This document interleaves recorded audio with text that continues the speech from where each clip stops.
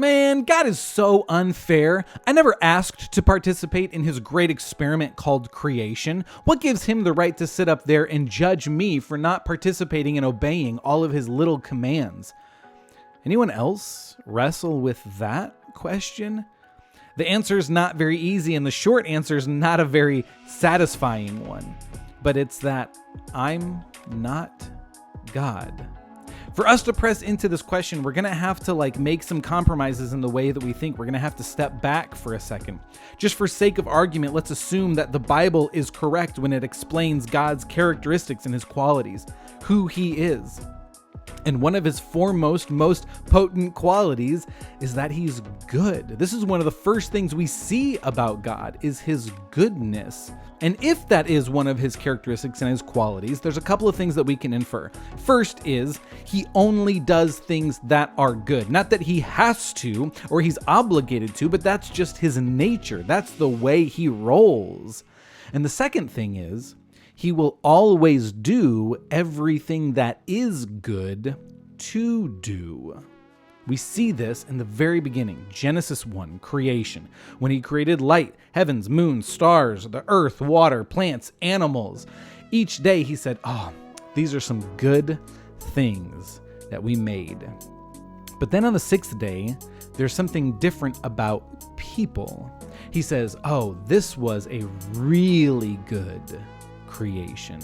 We really outdid ourselves with this one. Unlike animals, people were made in the image of God, in his likeness, with the ability to be similar to.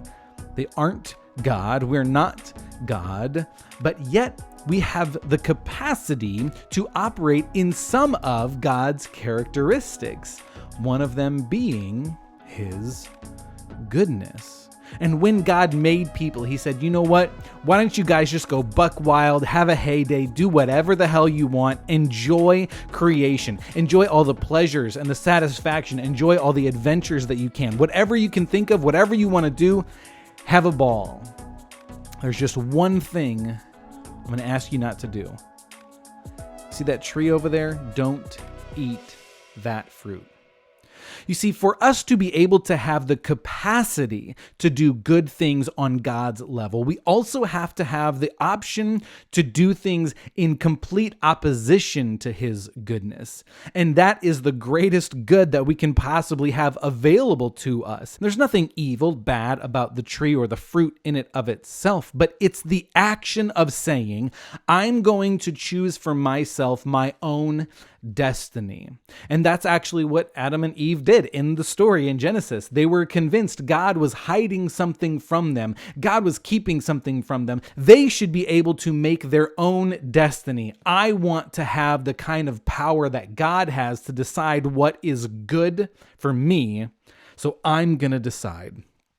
And sure enough, they eat of the fruit. But what happens whenever a person says, I know what's better for me than God does, is it puts me in the position of God, but both God and I can't be God. And when I put myself in the position of God, I remove him from his throne, his rightful place in my life. And that ultimately leads to separation. And here's what's actually unfair about God, is that despite the fact that I continually, every day, choose for myself what I think is good, and it is different from what God says is good for me, he looked at me and looked at every single person and he said, I know they're going to continue to choose that for themselves. I know they're going to continue to put themselves on my throne, but I have got to figure out a way so that we can have right relationship again. And so he became a person in Jesus Christ. And he said, I'm going to take the penalty of separation upon myself, which is death. You separate yourself from the life creator, sustainer, death. And he says, I'm going to take that upon myself. I'm going to pay the cost. And so Jesus is put on a cross. God the Son dies. And his death actually paves a way so unfairly we can once again have a right relationship with God if we believe that Jesus took care of that consequence. If Jesus' sacrifice fixes the damage we cause to our relationship with God.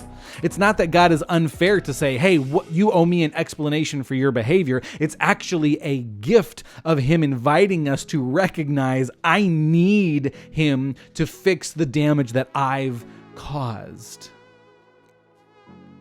If I believe. Now, belief isn't this imaginary thing that we just think in our head. Belief is something we do every day. I believe the next breath of air is going to keep me alive, so I take a breath. I believe that the chair is going to hold me, so I sit in it. I believe Jesus fixes the damage that I caused, so I'm going to let him work in me. So when it comes down to it, it's not really a matter of whether or not I think I can create my greatest destiny for myself. It's really about, am I willing to acknowledge that God's good is way better for me than my own? And I'll just be honest, like the good I create for myself just constantly leads to more damage in my life and my relationships, and it's a good gift that God is unfair with his generosity, with his grace, and with his goodness. I love you guys. I'll catch you later.